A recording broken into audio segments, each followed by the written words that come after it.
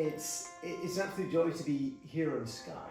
Your brother ended up on a Greek island. You've ended up on a Hebridean island. Who do you think won? Oh, my brother. He was a sensible one. I should have made that decision a long time ago. Why? I mean, it's extraordinary as a place. It feels like you're at the end of the world. You could have ended up anywhere. Metropolis, in Oxford or wherever. Why the Isle of Skye? I don't think I'd ever have ended up living in a city. I find it very important to be close to a wild and natural scene. And my brother and I share a lot, and when we were young, we used to say there are two great places to live, and one of them's the Scottish Islands, and the other is the Greek Islands. And he's ended up on the Greek Islands, and I've ended up in the Scottish Islands.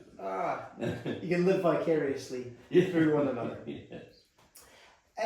So I came to see you 8 years ago or so for the same project where I'd speak to influential and compelling thinkers about a question that they think we should be asking ourselves.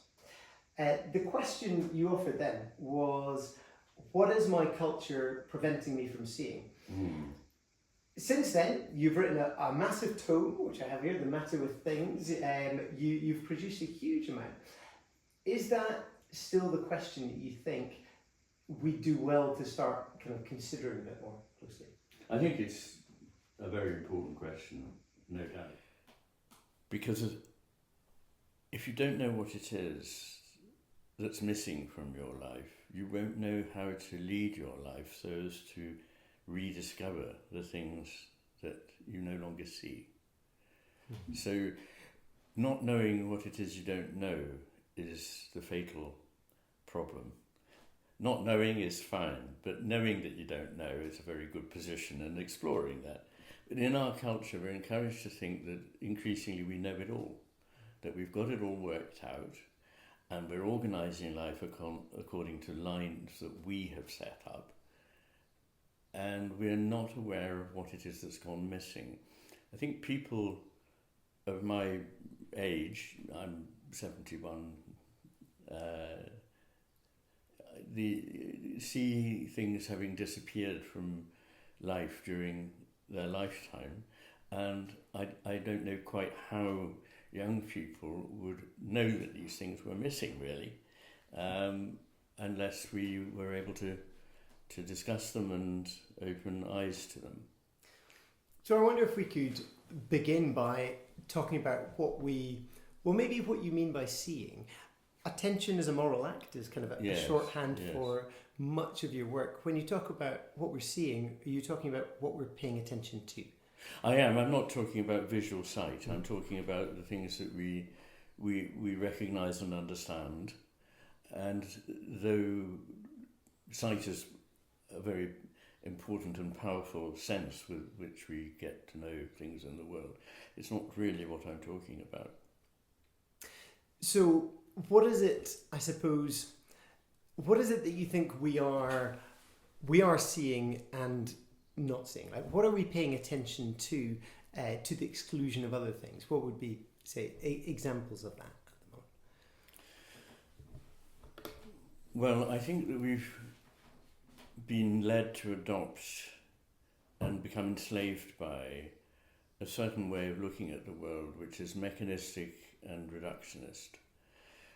And with that, a sense of values, a sense of purpose, a sense of there being something wonderful, awe-inspiring, and perhaps sacred in the world, has gone missing. And it's very sad that, it's not just my impression, but the research shows that a very large majority of young people, over 80%, think that their life is meaningless. It may be that we've developed all kinds of gadgetry and technology, but nothing can really replace the sense of meaning by sheer material wherewithal. So we seem to be valuing what the left hemisphere values. The left hemisphere is essentially in the service of utility. The reason we have two hemispheres, and it's not just us, but all the creatures that we know that have brains have two hemispheres, and the difference is that they pay attention to the world in different ways, and the left hemisphere's attention is in the service of utility. It's a very narrowly targeted attention to something that's already known to be of value, and it goes and gets it. Now that is essentially how we look at what do we need, what would we like, what would make us more powerful, let's go for it and get it. But the right hemisphere is seeing the whole picture. It has a sort of sustained, not a sort of sustained, it has sustained, broad, vigilant attention to the whole. And it therefore sustains our sense of a whole to which we belong and where our position has meaning. But we've decontextualized everything. We now don't understand that a thing is not just a thing. It changes its nature depending on the context that it's in. And when we take it out of the context in which it belongs and from which it derives its meaning, it no longer seems to have any meaning. So the trouble with this world picture is it sees meaningless items whose only possible value can come from ways in which we can use them.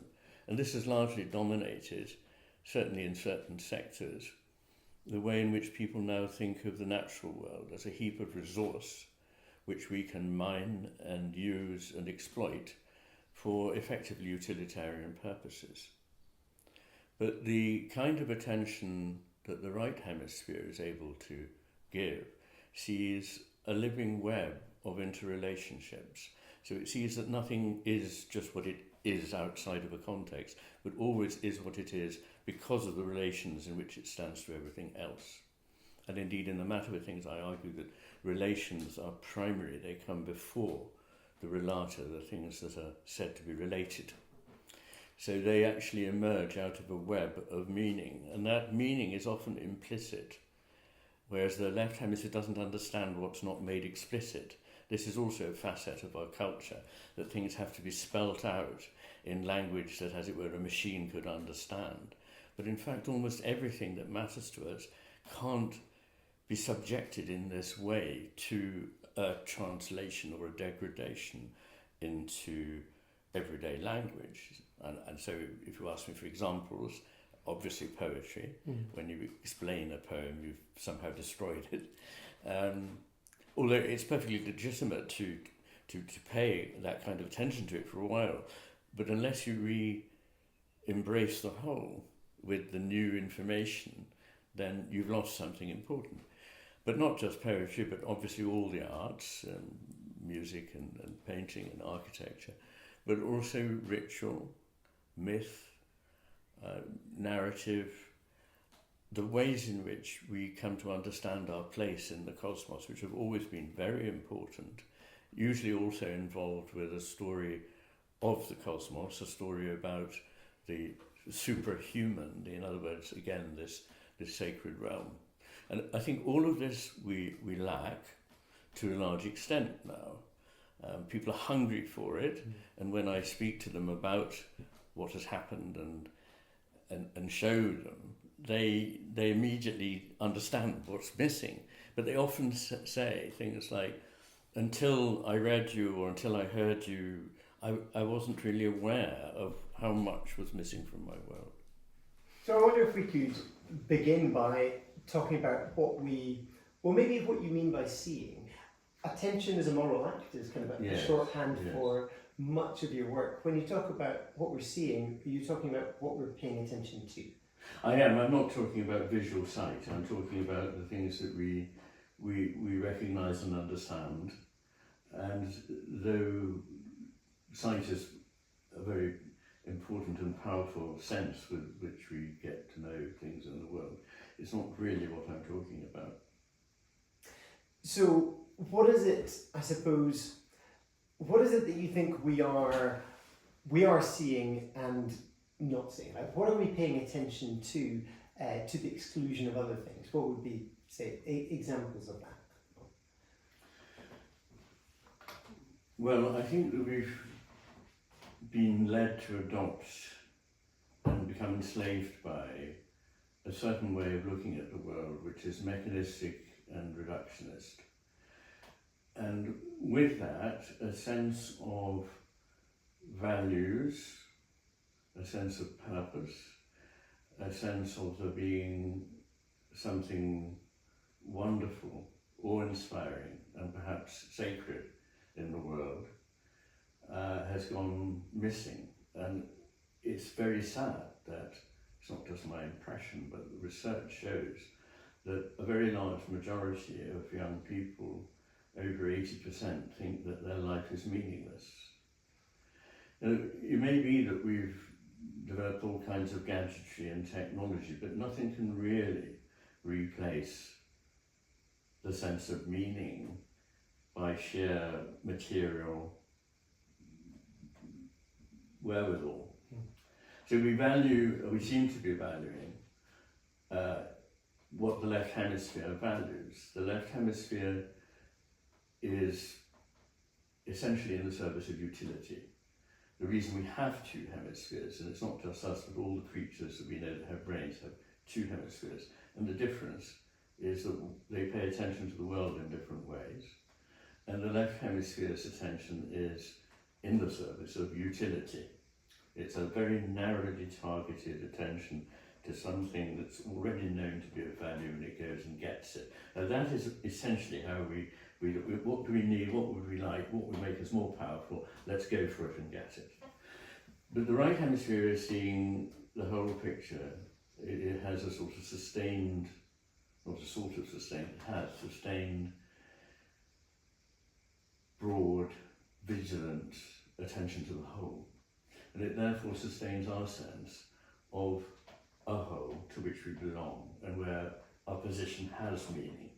But we've decontextualized everything.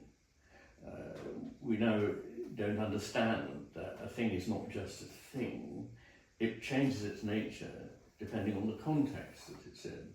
When we take it out of the context in which it belongs and from which it derives its meaning, it no longer seems to have any meaning. So the trouble with this world picture is it sees meaningless items whose only possible value can come from ways in which we can use them.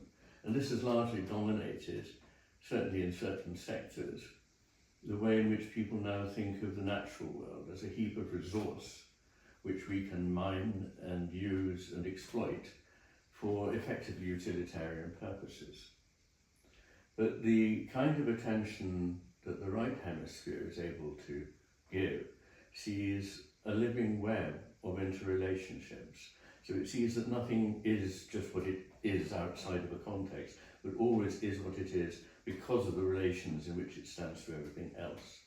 And indeed, in the matter of things, I argue that relations are primary, they come before the relata, the things that are said to be related. So they actually emerge out of a web of meaning, and that meaning is often implicit, whereas the left hemisphere doesn't understand what's not made explicit. This is also a facet of our culture, that things have to be spelt out in language that, as it were, a machine could understand. But in fact, almost everything that matters to us can't be subjected in this way to a translation or a degradation into everyday language. And so if you ask me for examples, obviously poetry, when you explain a poem, you've somehow destroyed it. Although it's perfectly legitimate to pay that kind of attention to it for a while, but unless you re-embrace the whole with the new information, then you've lost something important. But not just poetry, but obviously all the arts, music and painting and architecture, but also ritual, myth, narrative, the ways in which we come to understand our place in the cosmos, which have always been very important, usually also involved with a story of the cosmos, a story about the superhuman, in other words, again, this sacred realm. And I think all of this we lack to a large extent now. People are hungry for it, and when I speak to them about what has happened and show them they immediately understand what's missing, but they often say things like, until I read you or until I heard you, I wasn't really aware of how much was missing from my world. You say that never has humanity known so much but understood so little in your book. I feel like it's intuitively a very helpful sentence. Could you unpack what you mean then by understanding? Yes, absolutely. I think I would make a distinction between information, knowledge, which has different kinds, and understanding, and above all, wisdom. So if we start with information, information is the collection of points of data, effectively. And obviously on its own, until somebody makes sense of it, it's not telling us anything. That's where the idea that we're beginning to know something comes in. And knowing can have two importantly different meanings, which carry with them different verbs in Latin, Greek, and German, for example. But in English we're saddled with the word know. And I say I know that Paris is the capital of France. That is the kind of knowledge that the Germans call Wissen, and it's French savoir. You know the facts, as it were. But I could say I know Paris because I spent 2 years living there and I'm familiar with it, and that is a different kind of knowing. Now, in the sense of understanding, it's that second sense of comprendre or kennen in German, the knowing by acquaintance. Experiential connection. Experiential connection, immersed in it, in all its complexity, that gives us knowledge. Now, understanding is taking it a further step. And understanding is the equivalent of intelligence. And one of my worries is that in calling whatever artificial mechanisms we create intelligent, we are denying something very important about the human, indeed animal, mind, which is that it creates wholes which are built up from experience of something that has flesh and blood, that has emotions, that has an innate moral sense, not something that's been fed into it by a clever chap in California and to create a simulacrum, but actually intelligence. And intelligence, again, there are different words in different languages, but our word intelligence comes from Latin roots inter, legere, to read between. And that brings one straight to my idea that in fact what we are looking at always is relations, that it is not the things that create the world, but the relations between them out of which they come into being that is important. Everything is relational primarily. And it's only secondarily becomes non-relational when whatever it is we focus on has been abstracted from its context. So being able to see the betweens of everything is really special and important. And also what I like is interlegere. Also means sort of reading between the lines, if you like. So in poetry, I usually take an example of Hardy's astonishing body of poetry that he wrote in 1912 to 13 after his wife's death. And the poems are unique and powerful. But if you ask me what are they about, I say, well, they're about how painful it is when somebody you love dies. Sort of completely collapsed the meaning, the depth of meaning. And that's another thing that matters, is that, if you like, information is two-dimensional, if that. Probably only one-dimensional. Knowledge begins to get, especially with the experiential kind of knowledge, to have depth. And intelligence is when we can see into the depths of a larger picture and put it together in a way that means something. But surprisingly, this is very like the way in which the hemispheres do in fact relate to one another and should do correctly. So the right hemisphere, we know, takes the first take on a new experience. So this has been laid out by various neuroscientists, particularly Elkin and Goldberg, that when we have a new experience in whatever modality, the right hemisphere is alert to it. And then almost instantly it's taken up by the left hemisphere and categorized. And so it no longer becomes that particular experience in all its specialness and richness, but an exemplar of something. A map, not the territory. So effectively it's building a map. It's building a schema, a diagram. And that's fine. But that information, there's nothing wrong with a map, but it needs to be applied to a real world, not mistaken for the real world. And the difficulty at the moment is that we're beginning to mistake the map for the experiential world. So we live in this very thin theoretical version of life in which everything has been decontextualized, rendered neutered by being made explicit. It's lost its life. And literally another interesting difference between the hemispheres is the capacity to see things as animate in the right hemisphere and the tendency to see them as inanimate in the left hemisphere. You write at the end of Matter of Things in your epilogue that about the meaning crisis which you mentioned and the lack of belonging we have because we are disconnected from nature, disconnected from one another, and disconnected from the divine, which now seems like superstition and nature, a bank of resources we can raid. How can you connect the dots there between this kind of flattened, devitalized view of the world and the fact that we've become so disconnected from it? Absolutely, and you say the word belong there, and of course that suggests a sense of a milieu, be it a family, be it nature, or be it the divine cosmos, in which we play a part, out of which we came, so we're derived from it, we're not external to it, which is why I reject the word environment, suggesting something just around us. It's in us and we are in it. And so in each of these cases, we are what we are because of the set of relationships we would ideally have with a society of people that we can trust, who share our values, and with whom we can eat, pray, lead our lives. And in the case of nature, the very strong bond that one feels, which in me is a sort of instinctual longing to be in the presence of the wildness and of the natural scene.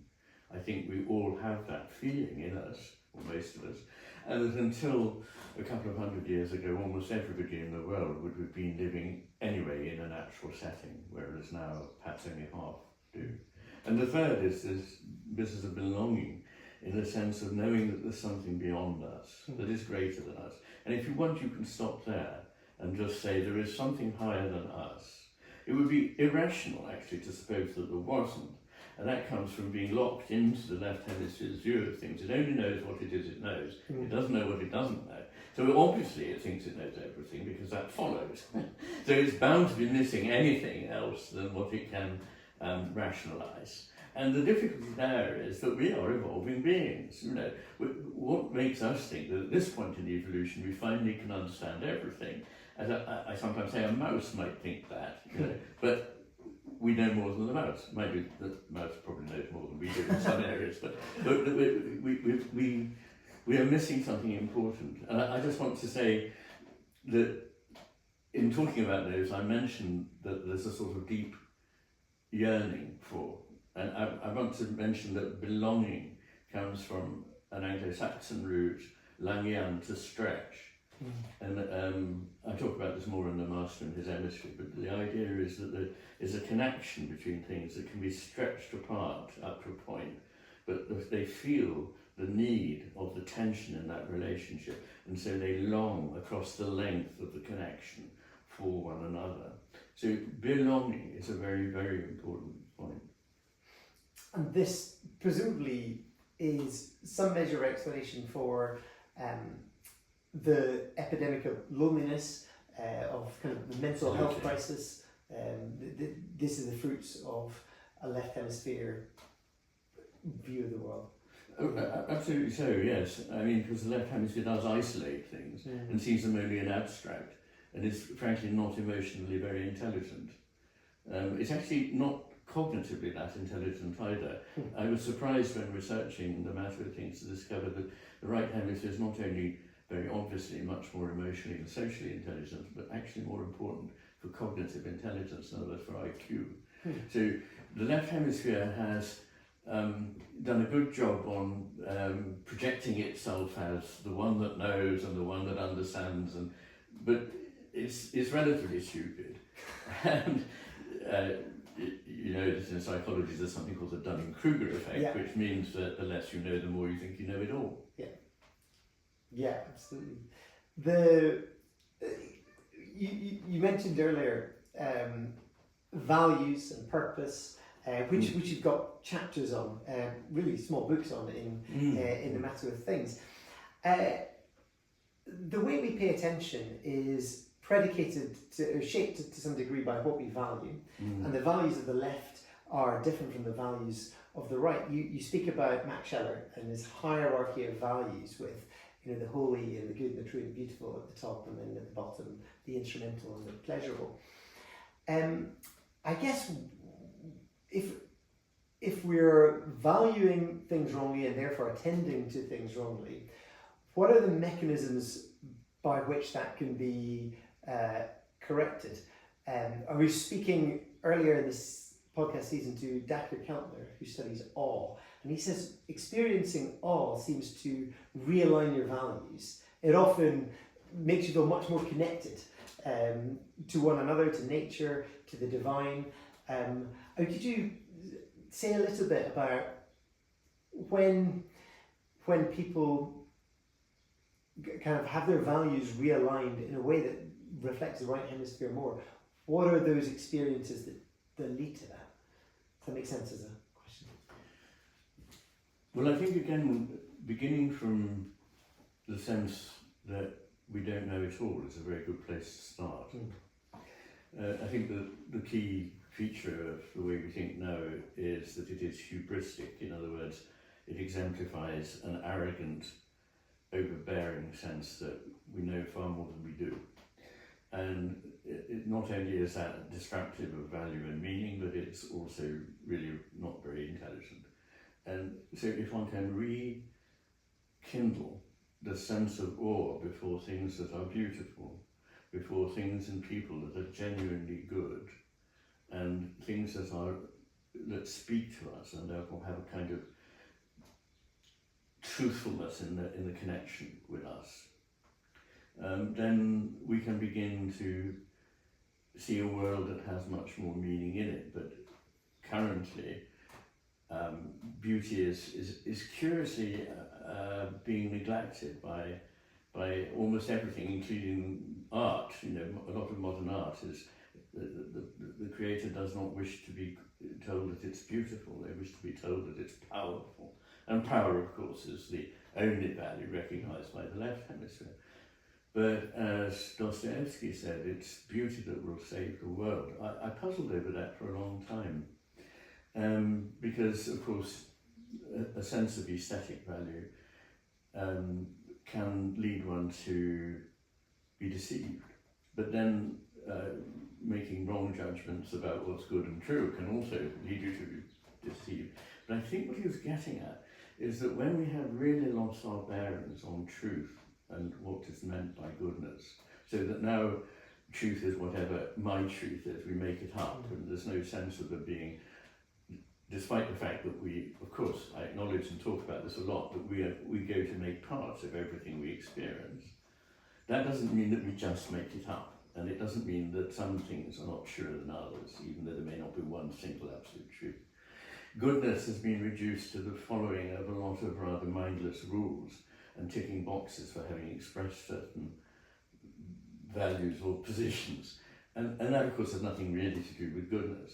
But the one thing that can speak to us directly is beauty. And so in that state where we've been abandoned by and felt lost by no particular bearings on goodness and truth, beauty can still call to us.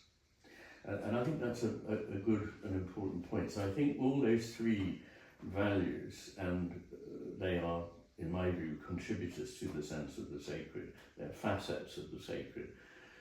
Regaining that in our world, I think, is important. I'm not saying that everybody must suddenly start going to church or whatever. That's not my point, and I'm rather opposed to people who think that it's all in a book, whether that be a Christian book or a Muslim book or whatever.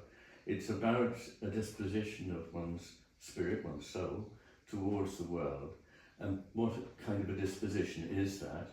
It's one in which there is room for awe and wonder, which helps us to see not that we're useless or meaningless, but curiously that we have meaning and value, because we're connected to something that is awe-inspiring, that we know is bigger than us, but nonetheless we're not humbled in the negative sense that we're made to feel small, although that might happen, but we derive richness from that relationship. I think that's one thing. Another would be the sense of compassion for things, and I think that's an important thing that's gone missing in our culture of anger, narcissistic rage, the hubristic belief that we're right and you must be wrong, and so on. And a degree of modesty, basically. So I think those features, if we started adopting a more wondered, more modest and more compassionate view towards others, towards the world, I think a lot of our problems will begin to heal themselves. But as you know, in this world where people no longer feel there is any meaning or connection, mental illness is at colossal heights. Most people think of themselves as basically lonely. And why? Because we have destroyed all the contexts in which people used to find their being and belonging. This idea that we're prevented from seeing these things, which has come through to some extent technology, like the technology is our ability to manipulate the world. Yes. It's removed us from it. You might also say that we are kind of educated into it. We're given a value system. So as someone who's personally invested and interested in education, I wonder what the principles might be of an education, if education is the way we create our own future, like on what kind of priorities and principles should it try and move forward?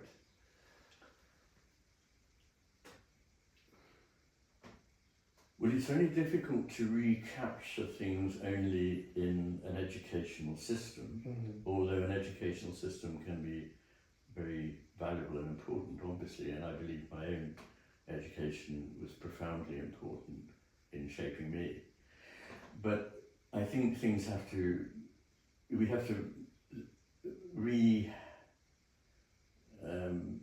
validate the importance of the family, that the way in which you think about the world, the things that you hold to be good and right, are part of what your family inculcate in you, by example, and sometimes by precept. As to schools, I think the first thing I'd say, because a lot of people imagine that the right hemisphere is a bit sort of let it all hang out, that it's sort of a hippie hemisphere. And that's how it was projected in the bad old days, when we used to say things like the left hemisphere is rational and verbal and the right hemisphere does pictures and just gets emotional. The important point for here is that the right hemisphere is not only much better at feeling really the deep emotions rather than superficial social emotions. The ones preferred by the left hemisphere: anger, scorn, derision, a sense of self-pride. These are different from the deep emotions of togetherness, of sympathy, empathy, and so forth. But the right hemisphere is also the hemisphere of control of inappropriate or excessive emotion, which people perhaps didn't expect. And what I'm leading to here is that I don't think that education should just be a matter of do your own thing and let it all hang out. I think it's very important that there should be discipline. And discipline is now a sort of dirty word, but actually the loss of self-discipline in our world, which has been eroded very badly in the last 50 years, with praise of self-indulgence, self-promotion and so forth over self-discipline, this will lead to tyranny, because if we don't discipline ourselves, then there's a need for external constraints on everything. And so you see an explosion of rules and algorithms and principles and handbooks and so on, which none of which should be necessary if people have any sensitivity to what is required of them through a morally cohesive society. So I think the sense that it's not all about us, it is about a society that we build, to be proud of a society and its values in as much as one recognises what they are and agrees with them. But above all, to know more about humanities. I mean, the key is in the word. Without the humanities, we don't really understand human beings. So it's very well to promote STEM subjects, which are the technical subjects, and I'm not saying they're not important at all. But like the left hemisphere not being unimportant, it's very important, it nonetheless needs to be set within a context of what the right hemisphere knows. And so all that technical information is only good if it's set in the context of a broader understanding of what human beings are and where we're going with our lives and with our society. And that will come from studying literature, history, music, drama. These things are not just add-ons, you know. These are the core, in my view. And in the old days, it used to begin with a thorough knowledge of Western civilization, beginning with the Greeks and the Romans and working forward. I expect nowadays somebody will say that that's exclusive or something, but I think it's extremely important. If you want to completely demoralize a people, tyrants have known this, destroy their history, cut them off from their history, and they will lose any will to defend themselves or anything else because they can't see any point anymore. So we really do need to stop being silly about this and accept that we are depriving young people of something very, very important unless we give them a proper grounding in their own culture. And that's not to say that it shouldn't include admiration for things that come from other cultures. I spent a lot of my life trying to emphasize the importance of Eastern values against those of the West. And it's only more recently that I realised that it's really important now, with people taking, you know, sledgehammers and pneumatic drills through Western culture, to say, hang on, this is something completely amazing that we created, and you're using the freedom that it created almost uniquely in the history of mankind to destroy it. You have that liberty because of the very culture that you're against. So something absurd is happening in education now, and it involves what is required is not that everybody must go on being educated, quote educated, up to university level. Some people will benefit from university, and I'm sorry, some people won't. And when everybody has to go to university, then the universities themselves become less good places to learn in. I know this is all very unpopular, but it seems to me common sense, actually. And that a lot of people don't want to be in school after a certain age. They become disruptive, particularly boys. And that maybe the thing is to allow them to leave. And if they want to later, I think that university should be a choice we make later, when we've had a little bit of experience of life.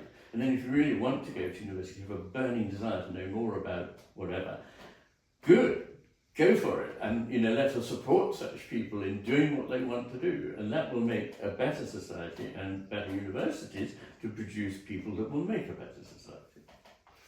It sounds wise. I resonate with that.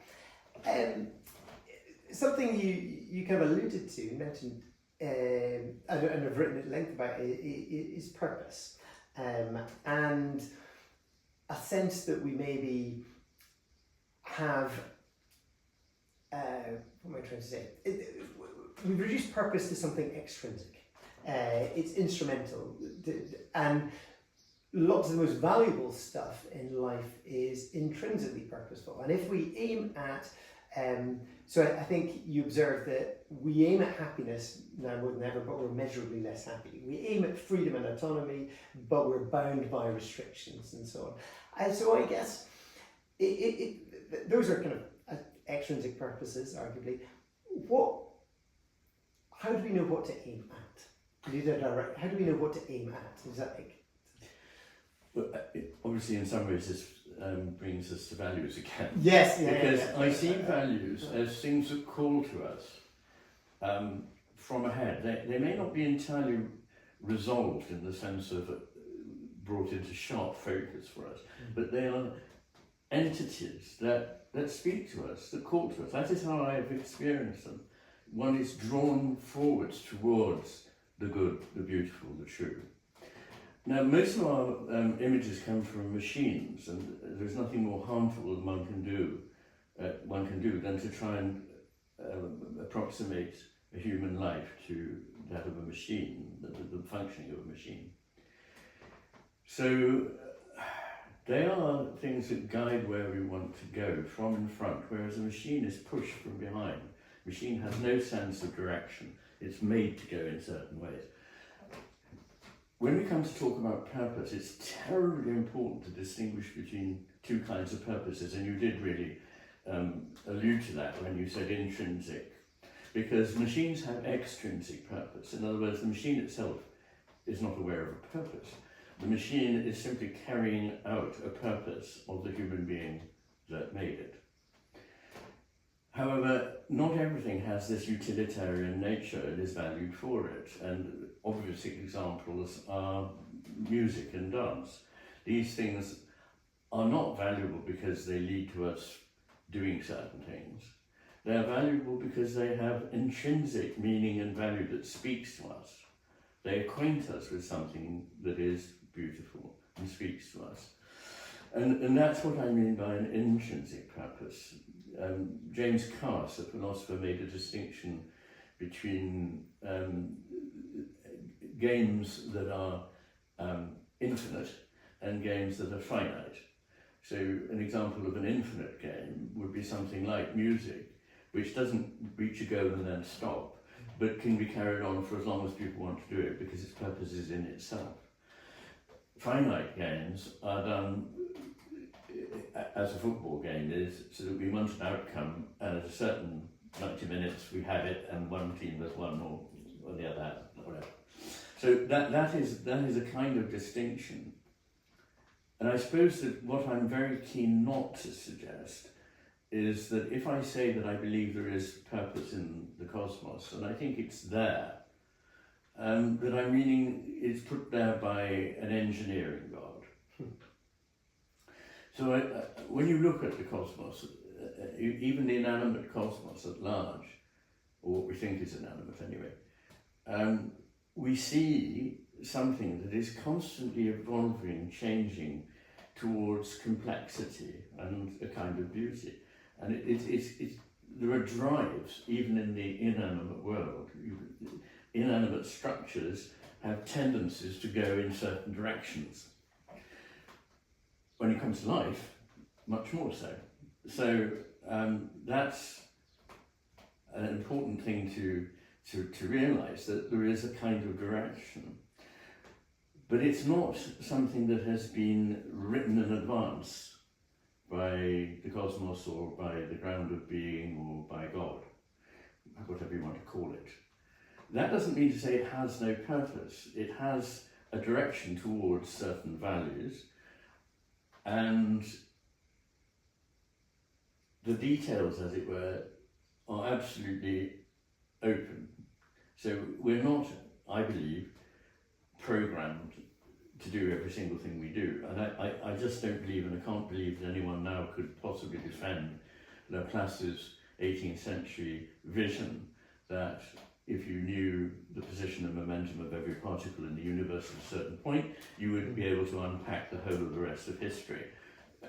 Surely modern physics already tells us that such certainty is not available. Now that doesn't mean to say that the only alternative is pure chaos. There is something very important in the dipole of order and disorder, and that the important thing is that there should be both present. Without a bit of disorder, the thing is dead and will sclerose and fossilise. It's that element of potential for change that is so important in everything, not just in the living world, but perhaps particularly obviously in the living world. And equally, of course, if there was only disorder and randomness, nothing would have any directional meaning. So I believe that we are and exemplify something that is purposeful, but does not mean that, well, I have no choice. I play a part. And maybe I could expand on this a little. Yeah. Because the really fascinating thing is, why should there be life? Why should there be life at all? It's a very expensive business, life. It uses a great deal of energy, causes a lot of suffering, and it has to kick against the second law of thermodynamics, against the increase in entropy that suggests, because we're all the time moving against that trend. How could this have come about? And I think the first thing said about it is that to get over a phase in a process that would always stop any further progress because it was in itself disadvantageous, there has to be an ability for whatever it is to have a sense of something beyond. A very good point made by Bruce Charlton is that, a simple one really, but an important one. Why did sexual reproduction take hold? I mean, originally organisms existed by parthenogenesis. In other words, they divided and that was it. But the idea of having to find a suitable mate and only producing, when you reproduce, smaller numbers than you would get from being able to divide yourself, means that you're perpetually, in that early phase, at a disadvantage in terms of competition. You're trying to do something that is uphill. And yet, nonetheless, somehow this has been brought into play, and we carry on with that system. But another important point is that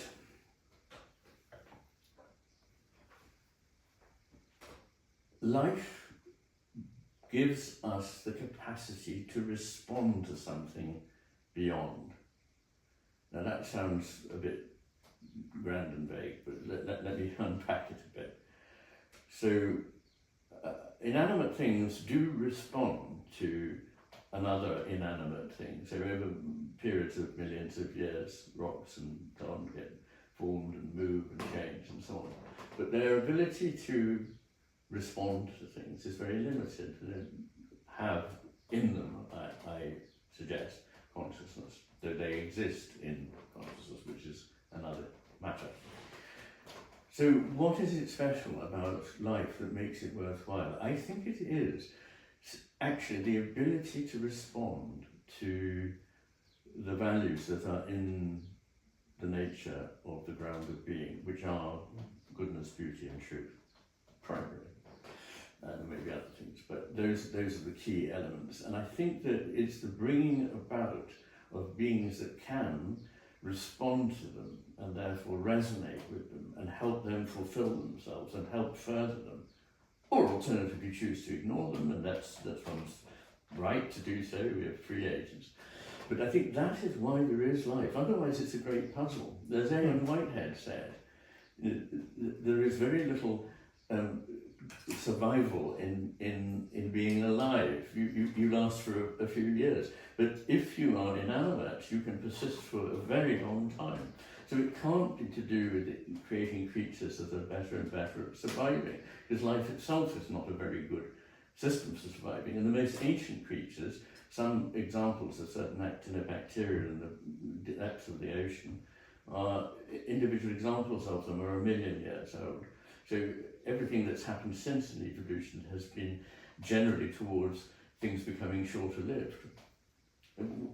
So how does one defend the difficulty of creating life, the problem of getting over the hump of entropy, and the purpose, if you like? And I think that purpose is to be in the dynamic partnership of cosmos and creation.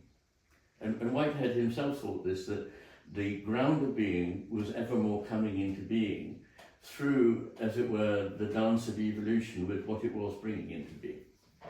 So is that baked into evolution? Evolution is the algorithm that kind of explains developing towards complexity and life, but you think baked into that is this ability to discern the good and the beautiful and the true?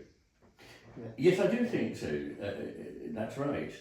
And I think another point that's relevant here is that until very recently we believed that evolution could only work by making billions and billions of false attempts until one happened by chance to turn out to be helpful.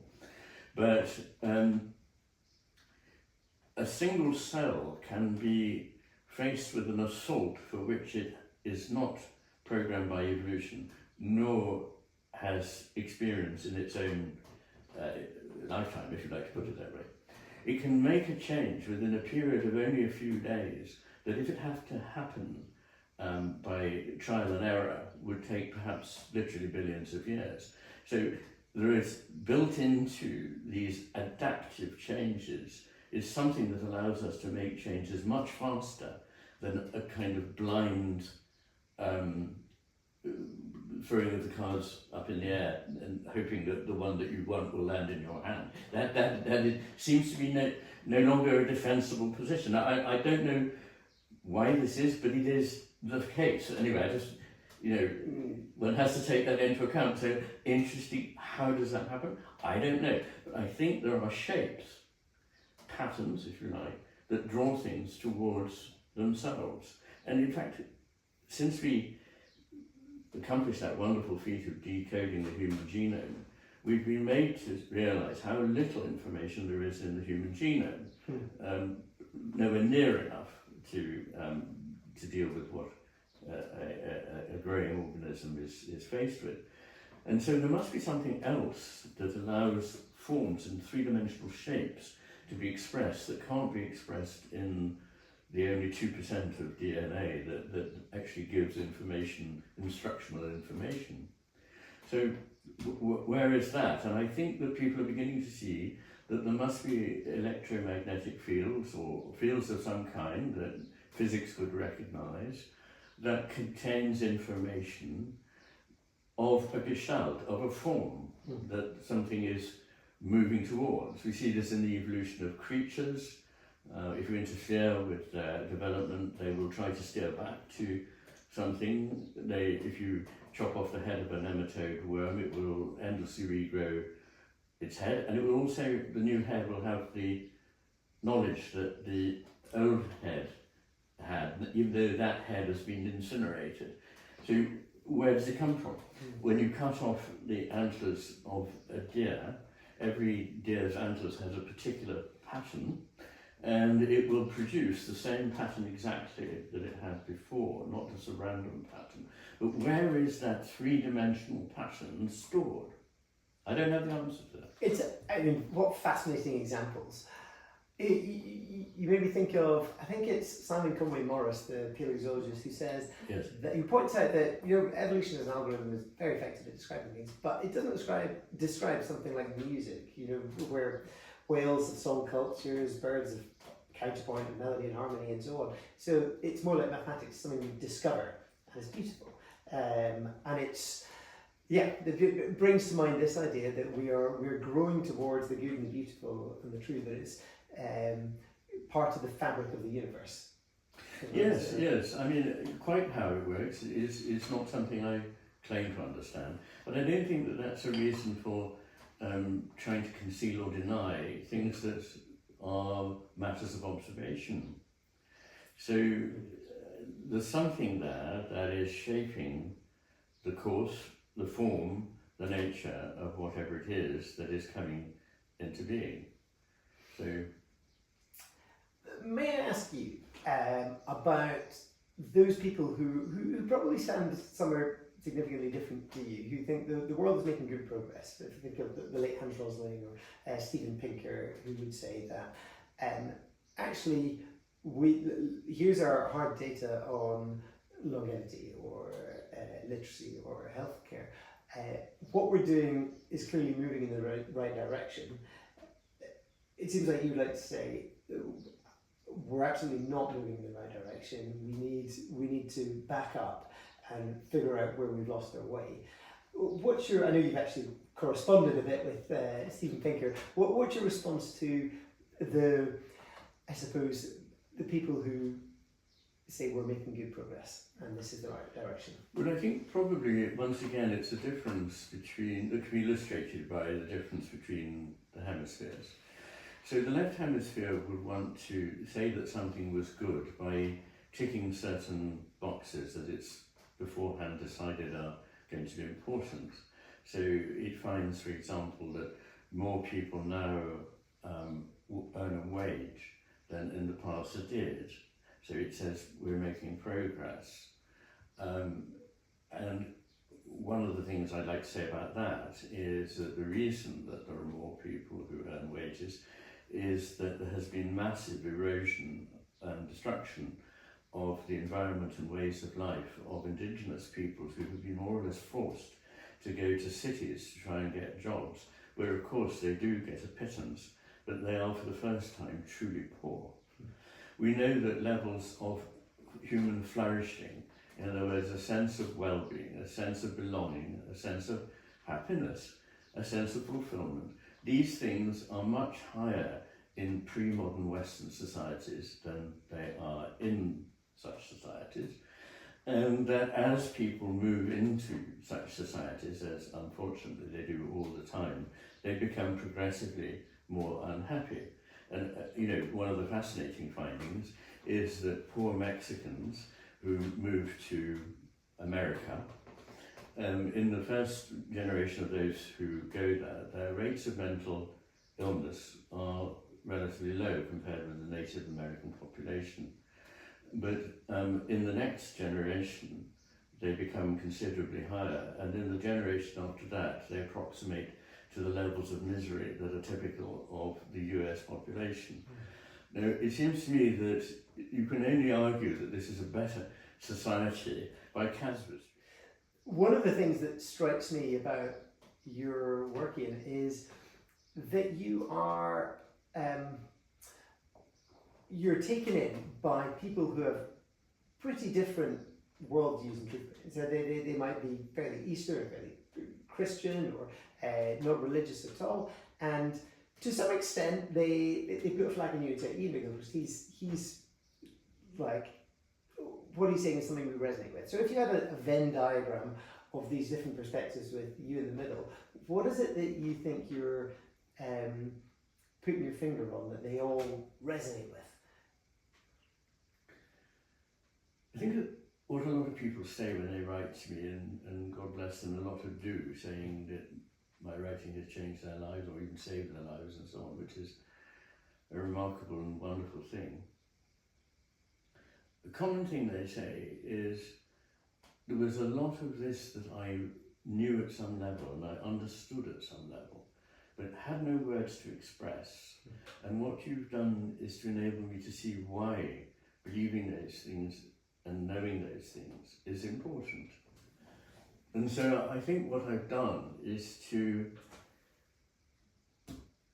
bring things that are very hard to express, and there are pitfalls and traps everywhere in trying to express them, to a point where people can read them and get them, even if they don't begin from a standpoint of understanding what it is I'm trying to unfold. So I see my work as it were taking people on a journey to say, look at this, and let's have a look at this, and there's a good bit coming in an hour or two when we see a beautiful view, and then leading them to a position where their view of the world is quite different than the one they started off with. And they're not forced to accept it, of course. I'm sure some people don't. But pleasingly, a lot of people do.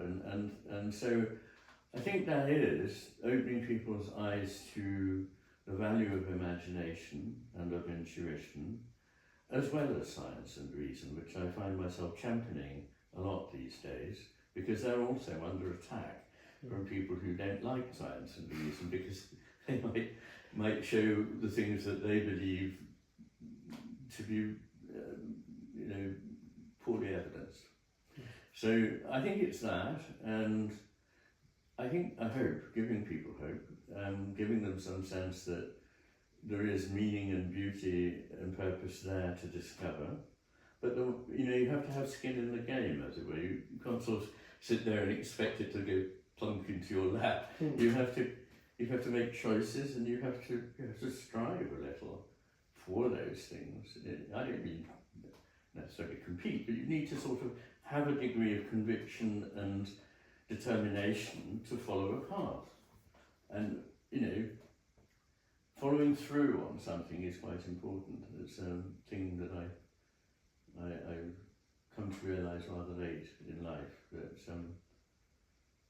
that actually following through something, even though it may take you to a viewpoint where you have to change, and it should take you to a viewpoint where you have to change, is rather important. If you stop short when you don't like what's coming next, like you say, creativity requires resistance, and it requires resistance and growth. I think it was, I heard you point out in Yes. the previous talk about that fascinating fact that trees Yes. that grow inside like a biodome never develop the internal strength because the resistance of wind isn't there. That's right. I love that as a metaphor. The biologists couldn't understand why are all these mature trees protected from every kind of harm. Why are they all falling over before they reach full maturity? And the answer is they had nothing to resist, and trees actually thrive on wind, testing the wood and building the wood. And it's a beautiful metaphor for why life is not supposed to be a walk in the park. It's not supposed to be just a matter of enjoyment. In fact, that would be extremely disappointing. I don't want to do a spoiler for people who haven't read The History of the World in 10.5 chapters, but maybe I will anyway. It's a wonderful, clever book, and at the end of it, there's a story about somebody waking up in a hospital, and a very beautiful nurse is bringing lots of things to eat, and the person said, "Where am I?" And in the ensuing conversation, it turns out that he's died, and he is in fact in heaven. And he said, "What am I supposed to do?" "You can do anything you like. If you're a keen golfer, you can have a round of golf with Jack Nicklaus. Whatever it is that you want to do, you can do it." And he sort of thinks about this. There's a long conversation, and he says, "Do people tend to stay up here?" And she says, "No, usually after about 300 years they ask to go back." I just thought that was such a brilliant insight, that actually we're not happiest when just everything is given to us. There's something to be said for having to put oneself out to encounter resistance or overcome resistance, that it helps one grow. I mean, it's such a, you pick your finger at a very pertinent problem, because technology has made life far too convenient. Yes. There's not enough resistance, and the texture of life feels different if you can breathe through it without ever having to. Yes, I mean, apparently architects have been asked to design shopping centres with steps and things, so that people actually do have to exert themselves. It's healthier than being whisked everywhere in lifts and on moving. Yeah, of course, the consequences in your body are not insignificant. No. Never having to climb stairs. Where do you find hope in the best case scenario. When you look at the world and you see things are not going too well, policies are not being made in the interests of the planet or the people in it. But at the same time, you get letters, you give talks, you inspire people to think differently. Where do you find, I suppose, hope, and what are going to be the engines of change? Well, I think the answer to those two questions come together in that, I mean, first of all, although things don't look as though they're getting better, it's a fool who predicts the future, and I don't know what's in store, and therefore there is always room for hope. And I think one has a duty in a way to hope, because otherwise we'd all just give up, and then certainly everything would collapse. But there is really grounds for hope in the very people who are going to have to be the agents of change, namely young people. And in just the last couple of months, I gave lectures, public lectures in Oxford and Cambridge, and then in America in 3 or 4 different places.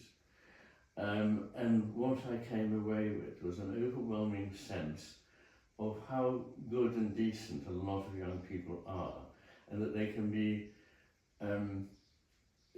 caricatured, the worst of them can be caricatured as having self-righteous slogans about what must happen. But the people that I met were appropriately less arrogant, less know-it-all, delightful, responsive, creative, imaginative, and committed to, trying to understand things and make them better, and not just follow whatever rules were being laid down for them by the current media kind of pundits. So I thought there is a great deal of hope here, and it really was lovely for me. And for them to say that they really resonated with what I was saying, because after all, I'm an old fogey, And so that was very good. And it's based on experience, right? Which is the right hemispheres. Yes. Domain. Yes. Experience. Yes. No, absolutely. So there we are. So if I pull the threads together, so I've asked you, well, we've gotten all over the place because there's so much in your thinking that seems to connect to this question of what are cultures preventing us from seeing. And it seems like if you take that characterization of the left hemisphere as utilitarian, understanding values of utility and pleasure but little else, and that's shaped the way we're attending and the purposes we're finding, to great injury to the way that we're living and to the planet we're living in and so on.